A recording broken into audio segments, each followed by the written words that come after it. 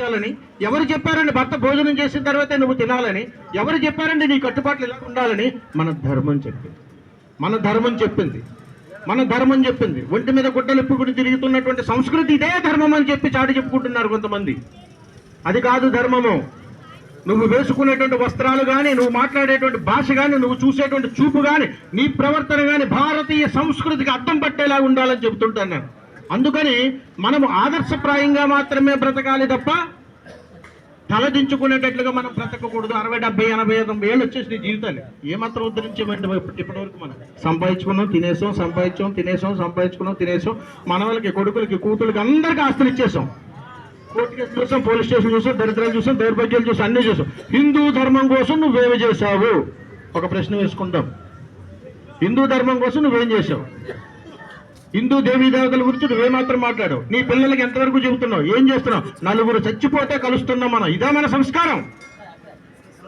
మీ అమ్మాయి ఎక్కడ ఉన్నారా అంటే ఎక్కడో ఉన్నారు, మీ పిన్ని గారు ఎక్కడ ఉన్నారు, మీ తాతగారు ఎక్కడ ఉన్నారు, అమ్మాయి ఎలా ఉన్నావు అమ్మా అని ఫోన్ చేయలేనటువంటి సంస్కారవంతంలో బ్రతుకుతున్నాం మనం. మన కుటుంబంలో ఎవరైనా చచ్చిపోతేనే మనందరం కలుస్తున్నాం. వాడు చచ్చిపోతేనే భగవద్గీత పెడుతున్నాం. అదే సంస్కారం. భారతీయ హైందవ సనాతన ధర్మంలో ఎన్నో రకాలైనటువంటి వైవిధ్యాల సంపదతో కూడుకున్నటువంటి దేశంలో పుట్టినటువంటి మనం మన ధర్మాన్ని మనమే కాపాడుకోలేకపోతే భావితరాల పిల్లలకు మనం ఏమి ఇవ్వగలుగుతాం? రేపటి భావితర పౌరులకు ఏమి ఇవ్వగలుగుతాం? ఇవ్వలేకపోతున్నాము. కాబట్టి ఈ రోజుకి కూడా వీరు మీతోటి మీ మాటలు వినటం లేదు. నా ఇష్టం అమ్మా, నాకు నచ్చినట్టు ఉంటానమ్మా, నాకు నచ్చినట్టు చేస్తానమ్మా, ఇంత చెడ్డీలు వేసుకుంటానమ్మా, ఇలాగ ఉంటానమ్మా. ఆఖరికి ఎంత దిగజారిపోయామంటే గుడికి వెళ్ళి దీపం పెట్టాలని అడిగితే ఎన్ని దీపాలు పెట్టాలమ్మా, ఎలాగ పెట్టాలిగించాలమ్మా, ఎన్ని ఒత్తులు పెట్టాలమ్మా అనేటువంటి పరిస్థితికి వచ్చేసాం మనం. అంటే గుళ్ళోకి వెళ్ళి ఎలా ఉండాలి, ఏ మాత్రం దండ పెట్టాలని కూడా తెలియదు. కానీ ఈ హిందూ సమ్మేళనానికి మీరు కాదు రావాల్సింది. నడి వయసులో సమరానికి సిద్ధంగా ఉన్నటువంటి 20 సంవత్సరాల నుంచి 40 సంవత్సరాల మధ్యలో ఉన్నటువంటి యువకులు రావాలి. ఏరి దాచే పిల్లలు లేదా? మన హిందూ ధర్మంలో ఇంతమందినే ఉన్నారా? సంఘటిత శక్తి అనేటువంటిది అందరిలోనే ఉండాలి, ప్రతి ఒక్కరిలోనూ ఉండాలి. అది మనం ఏ రోజైతే మనం వదిలేసి మనకు నచ్చినట్టుగా బ్రతకాలని మనం ప్రయాణం చేయాలని శ్రీకారం చేసామో ఎప్పటికీ ఏదీ చేయలేం.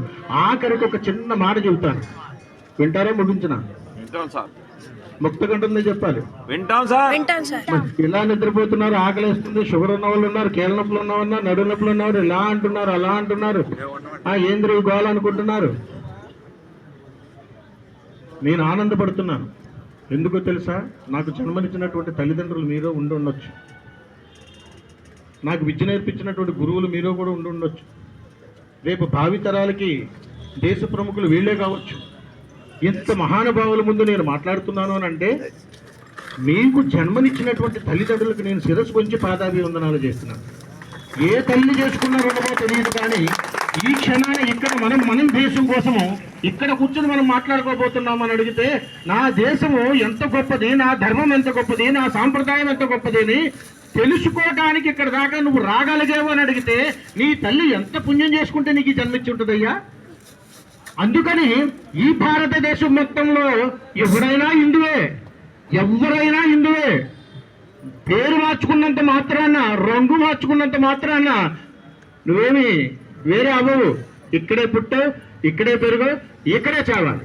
కాబట్టి హిందూగా పుట్టి హిందూగానే చావాలి తప్ప హిందూగా పుట్టి వేరే చావకూడదు. అది జన్మే కాదు, అది నికృష్ట జన్మ. కాబట్టి ఒక్కటి గుర్తుపెట్టుకోండి, ఏది నేను చేస్తున్నాను, ఎందుకు చేస్తున్నాను, ఎలా చేస్తున్నాను, ఏ ధర్మాన్ని కాపాడడం కోసం నా తల్లి గర్భం నుంచి ఈ భూమి మీద అడుగు పెట్టాను. అమ్మా, నాకు మానవ జన్మనిచ్చేసావే, వివాహం అయిపోయింది, నా భర్తతో నిరంతరం తగాదాలా, ఇదే నీ సాంప్రదాయము. అందుకని గుర్తుపెట్టుకోండి. ఇవన్నీ ఎందుకు చెబుతున్నాను అడిగితే కుటుంబ సఖ్యతలు ఇవన్నీ లేవు.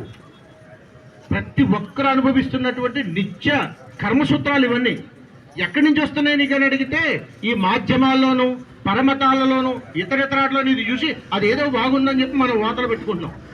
అదే మన సనాతన ధర్మంలో ప్రేమించడం తప్ప ద్వేషించడం లేదు,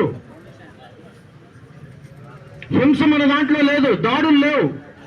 మన అద్భుతమైనటువంటి ఆనందకరమైనటువంటి జీవితాన్ని మనం బ్రతుకుతున్నాము. కాబట్టి ధ్యానము, యోగా ఇవన్నీ మనకు నాటి కాలం నుంచి ఈ రోజుకి మనం బ్రతికించడానికి ఉపయోగపడతాయి.